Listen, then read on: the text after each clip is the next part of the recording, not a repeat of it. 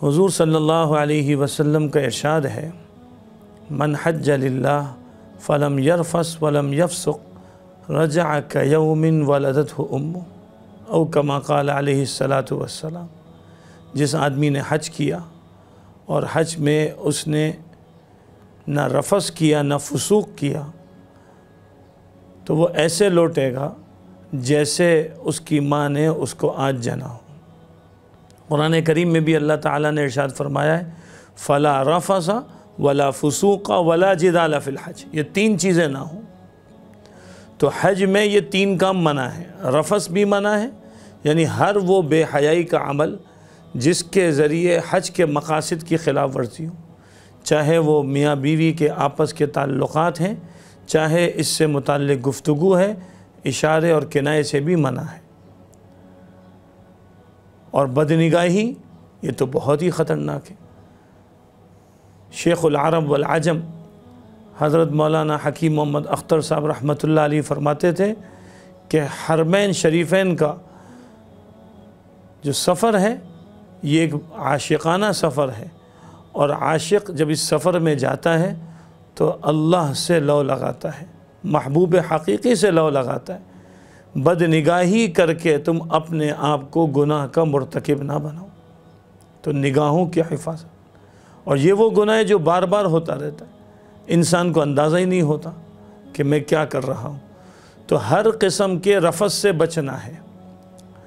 اور اسی طرح دوسری چیز ہے فسوق۔ فسوق کیا ہے؟ خروج کے معنی میں، چوہے کو عربی زبان میں فاسق کہتے ہیں، نکل جانا، یعنی جو شریعت نے حدود متعین کی ہیں ان حدود سے نکل جانا۔ فسوق کا لفظ یہ عام ہے، اس اعتبار سے سارے گناہ شامل ہیں، لیکن ایک تفسیر جو حضرت عبداللہ بن عمر رضی اللہ عنہ سے منقول ہے، اس کے مطابق ان تمام محظورات سے بچنا، ان تمام ممنوعات سے بچنا جو حج میں نہیں ہونے چاہیے، تو اس کا خیال رکھنا ہے، جس کی وجہ سے کبھی صدقہ لازم ہو جاتا ہے اور کبھی دم لازم آ جاتا ہے۔ تو ہر قسم کی نافرمانی سے بچنا ہے، اور وہ تو جگہ ہی ایسی ہے جہاں گناہ سے بچا جائے۔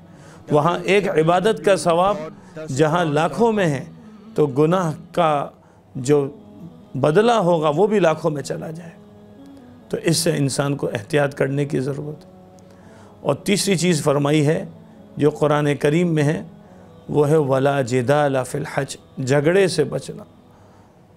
یہ بہت بڑا مسئلہ ہے، حاجی صاحبان کو یہ مسائل بہت پیش آتے ہیں، اور اس کی وجہ سے یہ حال ہوتا ہے کہ بعض مرتبہ پورا سفر یہی بحث لگی رہتی ہے کہ گروپ لیڈر نے ایسا نہیں کیا، کھانے میں یہ مسئلہ ہے، پینے میں یہ مسئلہ ہے، ہوٹل میں یہ مسئلہ ہے، اور جناب منی کے خیموں میں چلے گئے تو وہاں پر الگ رونا ہے، عرفات کے میدان میں گئے تو وہاں الگ کھانے پینے کی فکر ہے، مزدلفہ میں آ رہے ہیں تو وہاں پر الگ فکر ہے۔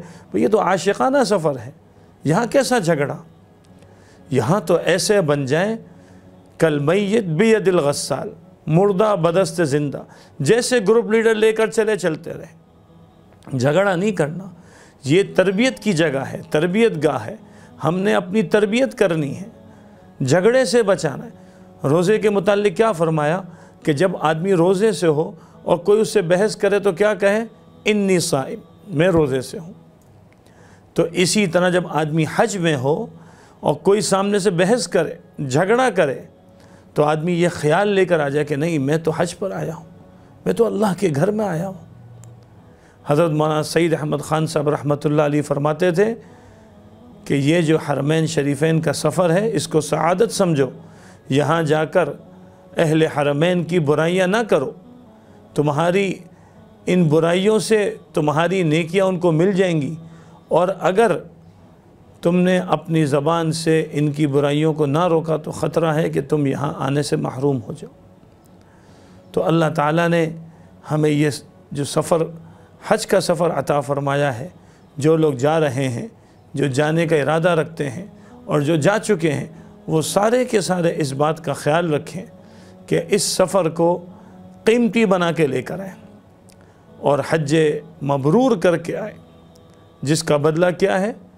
الحج المبرور لیس لہ جزاء الا الجنہ، صرف جنت اس کا اجر ملے گا۔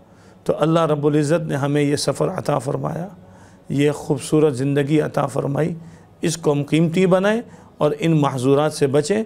جب لوٹیں گے تو پھر فضیلت کیا؟ رجع کیوم ولدتہ امہ، ایسے لوٹیں گے جیسے آج اس کی ماں نے اس کو جنا ہے، تو واقعتاً حاجی بن کر آئیں گے، پاجی بن کے نہیں آئیں گے۔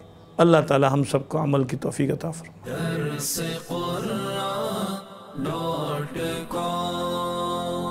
www.darsequran.com